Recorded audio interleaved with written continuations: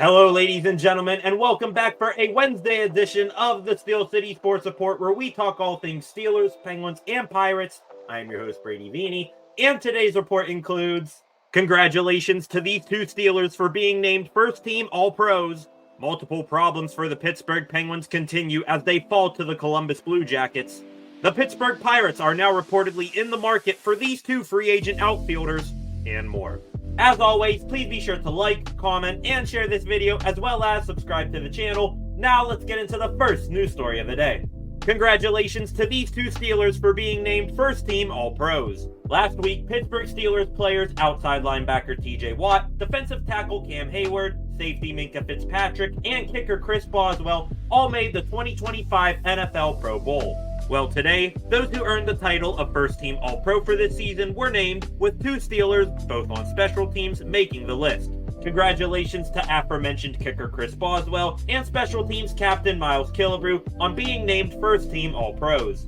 Both men were the leaders of what was the best special teams unit in the NFL this season. As almost everybody knows, Boswell had a career year in 2024, making 41 of 44 field goal attempts, 13 of those from 50 yards or more, while batting 1,000 on extra point attempts.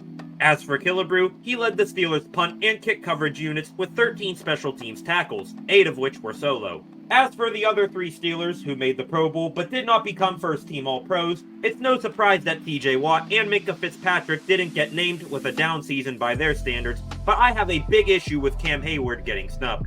Captain Cam, at 35, just had an age-defying season while coming off a serious groin injury last year, and he recorded more tackles, sacks, and pass defenses than Chris Jones of the Kansas City Chiefs and Jalen Carter of the Philadelphia Eagles, who were named first-team All-Pros over him. Don't doubt for a second that you deserve to be on the first team over both of those guys, Cam. Anyways, congratulations once again to Chris Boswell and Miles Killebrew for making first-team All-Pro for the first time in both your careers. Multiple problems for the Pittsburgh Penguins continue as they fall to the Columbus Blue Jackets. Remember how optimistic we were watching the Pittsburgh Penguins climb out of their early season hole, and how well they've played over the past 2 weeks? Yeah, it's time to get concerned again. Last night, in what was a battle for the current holding of the final wildcard spot in the Eastern Conference, the Pittsburgh Penguins fell to the Columbus Blue Jackets in a shootout 4-3. The Pens faced adversity early, and not just because Tristan Jarry continued his fetish of giving up the first goal on the first shot, but because Evgeny Malkin was a late scratch just before puck drop with what was described by head coach Mike Sullivan as a day-to-day upper body injury. After escaping the first period, in which they were lifeless, the Pens tied it in the second with a power play goal from Michael Bunting. Things continued to look promising for the Pens as Rickard Rakell added 2 more goals at the beginning and midway point of the third period to make it 3-1. However, even if you didn't watch the game, you could probably guess how it went from there. The Penguins gave up 2 late goals for the Jackets to tie it, and for the third straight game, overtime awaited. In OT, the Pens must have had 3 or 4 grade A chances to end the game, but couldn't break through Elvis Merzlikins, so a shootout was needed. As expected, Pittsburgh didn't score once, and Tristan Jarry only stopped 1 of 3 Columbus shooters, so the Blue Jackets skated away with the extra point. Tell me if you heard this story before. The Penguins gave up a first shot first goal, but fought their way back, taking a 2-goal lead, just to blow that lead in the third period and lose in overtime or a shootout. That exact storyline is what the Pens have played out not just this year, but last year as well. I also fear that just like last year, the Pens will miss playoffs again by 1 or 2 points, and we will all point back to these last 3 games, among many others, saying, if we had just not blown one of those. Watching Penguins games, it's starting to feel like you're watching a bad Hallmark rom-com movie. It's the same predictable script every time, just with different characters. Also, there really wasn't a good place to throw this in here, but congratulations to Sidney Crosby for breaking another record, passing Patrice Bergeron for most face-off wins in NHL history. Glad to see that the 5-game homestand is off to a hot start, and it will continue tomorrow night when Connor McDavid, Leon Draisaitl, and the Edmonton Oilers roll through town at 7 p.m. The Pittsburgh Pirates are now reportedly in the market for these 2 free agent outfielders. The offseason for the Pittsburgh Pirates and general manager Ben Cherington has been underwhelming so far, and that's putting it lightly. As the days roll on, more and more major signings and trades are happening around the league, while the Pirates traded for a late-blooming first baseman, brought back old reliable Andrew McCutchen, and made minor league signings till kingdom come.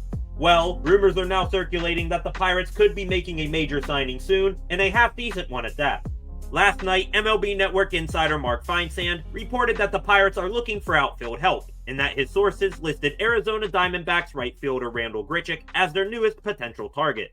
Grichuk, a 33-year-old right-side hitter, played in 106 games in 2024, slashing a .291 batting average with 12 home runs, 46 RBIs, and an .875 OPS. Another appealing attribute of Grichuk's is his versatility of playing all three outfield positions. However, he isn't the only outfielder that the Bucs are looking at right now. Another player that the Pirates are in the market for, this from fan-sided MLB insider and player agent whisperer Robert Murray, is New York Yankees outfielder Alex Verdugo. With the World Series runner-up Yankees last season, the lefty-hitting Verdugo appeared in 149 games, hitting .233 with 13 home runs, 61 RBIs, and a .647 OPS. The 28-year-old Verdugo also has some versatility playing around the outfield, though he was exclusive to left field in 2024, with Aaron Judge and Juan Soto being set in center and right. At the end of the day, these are just rumors, and to be honest, I'll believe that one of these two guys will be wearing the Pirate P next season when I see that pen has been put to paper. The Pirates have a knack of always being the bridesmaid, but never the bride, so I'm not going to hold my breath quite yet. In the rare case that the Pirates are actually trying to acquire one of these two, and not just pretending to be in on them for positive publicity, who would you rather want in the black and gold next season? Grichuk or Verdugo? Let me know in the comments below. And finally, a World Series winning Pirates great passes away. I hate ending today's video on a somber note, but the Steel City Sports Report would like to join the Pittsburgh Pirates in the mourning of a Bucs legend. News was released last night that former Pittsburgh Pirates pitcher Bob Veal passed away at the age of 89. Veal spent 11 seasons with the Pirates from 1962 to 1972, starting in 255 games, recording a .116-91 record with a .306 ERA, helping him become a two-time All-Star, a World Series champion in 1971, and is currently in second place all-time in Pirates history for strikeouts with 1,652. In a statement from Pirates owner and chairman Bob Nutting, he said, "Bob was an integral member of the Pirates who helped our team capture back-to-back division titles as well as the 1971 World Series.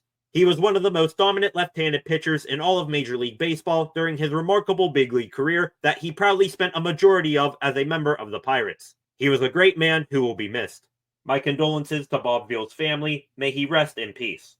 And with that, ladies and gentlemen, that wraps up a Wednesday edition of the Steel City Sports Report. Again, please be sure to like, comment, and share this video, as well as subscribe to the channel. Thank you all for watching, and I will see you guys back here tomorrow with some more Pittsburgh sports news.